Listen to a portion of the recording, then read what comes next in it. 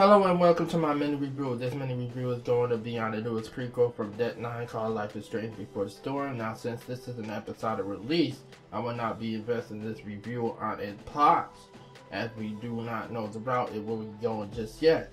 So instead, I'll just be focusing on what happened this particular episode and what I think is good and or bad about this episode. Now, this episode is called Awake, where we find Chloe, who is one of the most controversial characters in Life is Strange, where some people liked her and others have hated her for her over-the-top school-the-world attitude most teenagers have when they are young. Now, we see in the original Life is Strange that all strung together because of a mishap of her dad dying in a car accident, and between her best friend when she was young, Max, leaves her and goes to Seattle and never looks back without either a text or a call. But that's not all true. As we see in the game, there have been previous replies, but they were short-lived ones, which started to die down month after month till they stopped coming at all. The thing that really pushed Chloe over the edge to not coming back as a smart bookworming kid that loved school was when her mother remarried an ex-military man named David, who ends up treating her like trash and thinks everything she say is a lie or a cover-up. But as this is all happening, Chloe's mother turns a blind eye to it all, and this sets up the story of why Chloe is now the way she is, since her mother doesn't come to her defense, and her mom doesn't think David is doing anything wrong. So now she just feels like no one gives a crap about her, so why should she give a crap about the world? But enough about that stuff we already know. Let's get into the mechanics of the game. There's a few good things that I liked about Life is Strange Before the Storm. First and foremost, there's a new conversation system that is in place of Life is Strange Before the Storm that replaces Max's rewind power, and that new mechanic is called backtalk. Now, at first I thought it would be a bit strange and telling people to get what you want instead of just rewinding and manipulating time to sneak past your foes or to show how fake you are to get people to like you. But instead, this gives a nice little breather from the overusage of the rewind power. But the way backtalk works is at the bottom of the screen you'll have Chloe meter gauge and your opponent meter gauge on the right side, and when this is activated, you will have to listen very carefully to what the other character is saying, as you need to respond with an insult including that key word they really put emphasis on. If you guess right, a dot will be filled in, and if you guess wrong, a dot will be taken away. But there's also a little twist, as it actually is a quick time event as well.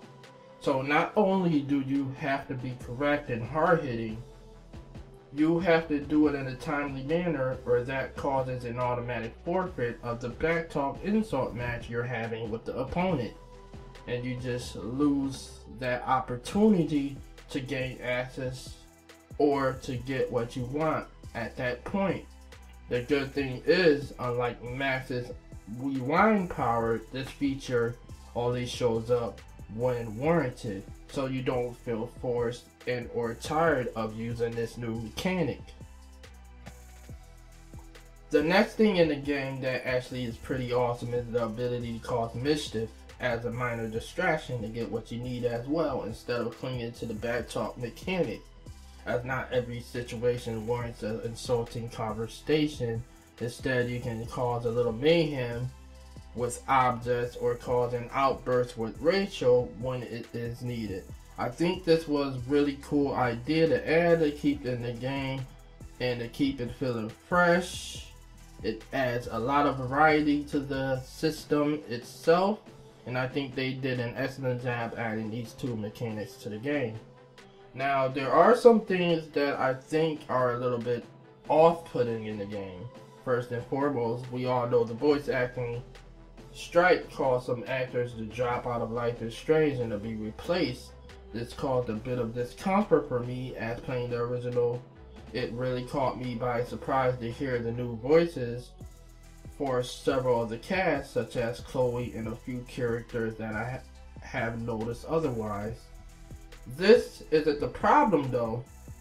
As the voice acting is great, it tends to feel a bit rushed on the animation side of things, as character voices can be telling a story of them being sad or happy or just downright pissed off at the world, and when you look on their faces, they don't have the animation to match. For an example, speaking with Chloe's mom in the kitchen, she is being sarcastic about thinking drugs are lame, and it end up in a conversation about how she's mad about her mom selling her engagement ring. And while all this is happening, all Chloe is doing is like blinking randomly, like she has something in her eye and she's trying to get it out. It's really kind of off-putting the first time, as the first Life is Strange can show the emotion in the characters and match it with the voice. But when it comes to Deck 9, they can't really seem to get a simple mad face or a simple worried look right in the game. Even in the conversation where Rachel Amber calls Chloe pretty, Chloe still has that dumbfounded blinky expression on her face instead of smiling or acting shy. She just seems like she has something stuck in her eye and she doesn't give a fuck that Rachel just went out and said she was pretty. So that was kind of really 6 years ago? 7. Well, shit. I always thought I was a good liar. Good thing you're pretty. So just before we get going and closing this mini review, one last thing I want to mention about the game is the game controls. It feels a bit odd at the beginning of the game when turning your character and looking left and right. As you do so, the screen rotates almost a full 360, making the controls feel a bit clunky and a bit weird. But it's because Deck 9 added a look sensitivity, which I don't think an original Life is Strange game really had, as I never had an issue to where I had to adjust the look sensitivity as I started the game. In reality, I think these types of story-based choose-your-own-adventure games shouldn't really have an ability to turn the sensitivity to a full 10 decimals, as this is not really called for it, and this is not a shooter-type game, i.e. Call of Duty or Battlefield, where we don't really need to be turning around and doing a full 360 spin in 1 second, as we need to explore everything we can do to get the full scope of the adventure of the world they put us in as this character. Anyway, this has been a mini review of Life is Strange Before the Storm. I would like to thank you for watching. Thank y'all for tuning in. Please leave a like, comment, subscribe, and let me know what you think. My name is Ayo Punky. This is it. Peace.